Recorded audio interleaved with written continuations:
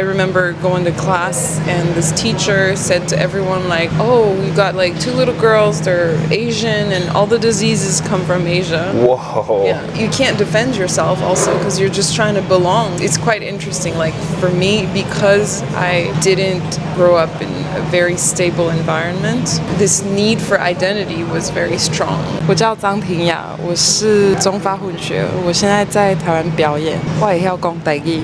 There we go. Just kind of backing up. How did your parents meet? They met in Taiwan, in Kaohsiung. My dad was working here as an engineer. My mom was a student at Wenzhou. They met at a club. Okay. Yeah. Nice. Pretty standard. Born in France, and as soon as my grandma found out, she brought me back to Taiwan. My mom had to follow her. Is that legal?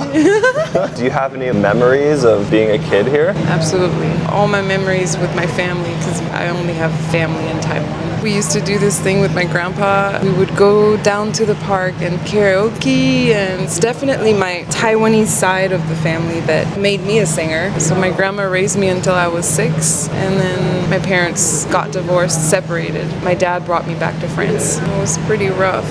When I flew back, I knew it was my father I was with, but I didn't really know him that well. My grandma was not around, so it was very traumatizing. I was in school right away. They had to just keep me in a room because I was crying all the time. Oh, wow. So the kids were kicking me because I couldn't speak French, right? Oh. Damn.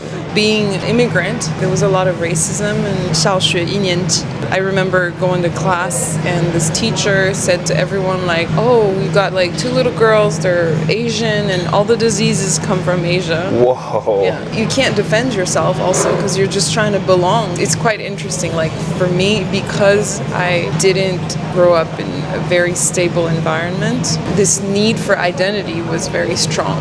So as a kid, I'd say I'm Taiwanese, I'm Taiwanese. I would say that a lot. It's not cool to say I'm from France.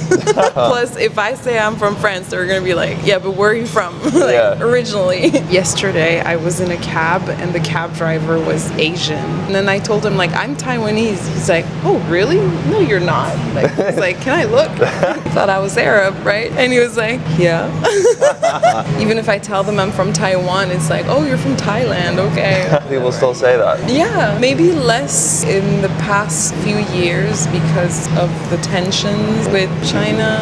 It's not as easy as you would think to just fit in different groups. I feel like in Taiwan I can fit in different groups because of my racial background more than in France. I don't know if it's a good thing to say, but I feel like they're a little impressed, which I find no real reason for. It's a thing, people think being biracial, you're like a more evolved human if you're biracial, but being mixed gives you wealth, cultural wealth. It's a plus. I can navigate in both cultures and I can also feel very uncomfortable in both cultures. What do you feel like the codes of living here are? It's pretty natural for me because it was my first language, and there are some things where I have to just be careful. Is I talk too loud outside, the way I dress, things like that. And when I'm in France, that's a little bit different. In France, you kind of have to have your guard up, especially in Paris. You can't let your guard down and be nice and cool with everybody. You will look like you're an easy target. It's kind of what happened to me when I went back to live in France, because I lived in Taiwan from 2010 to 2014, and I had forgotten. It's not as safe for women. I was just very warm, very Taiwanese. Rotting.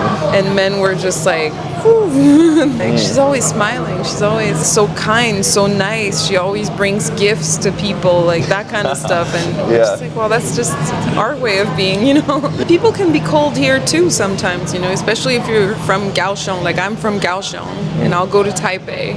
It's a different vibe. The older generation, they're still as warm. And you moved here in 2010. Why did you come back at that point? To be with my family. As a kid, I just promised myself, I'm going back to Kaohsiung, as soon as I'm 18, and that's what I did. I got to live with my grandparents, but you think I'm going to be with my family. Well, by the time I was 19 and I came back here, my cousins, my brothers, they were all older, so they had their own lives. As Kaohsiung was getting more modern every year, it's always sad to lose like the flavor of Kaohsiung. These things that I used to do with my grandpa when small businesses, small shops, like at every corner of every street. That Taiwan vibe is what we live for, and when we're here.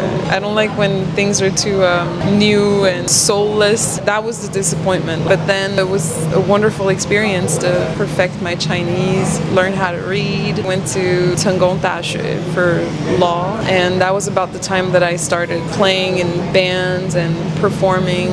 Do you think being mixed helped you kind of get in the door here? Oh yeah, definitely. They're like, oh, you're mixed. You can sing in all these languages, Spanish songs. I could sing in French and Chinese and Taiwanese, and that's how I got the gigs, which is also why I struggled with feeling legitimate as a musician.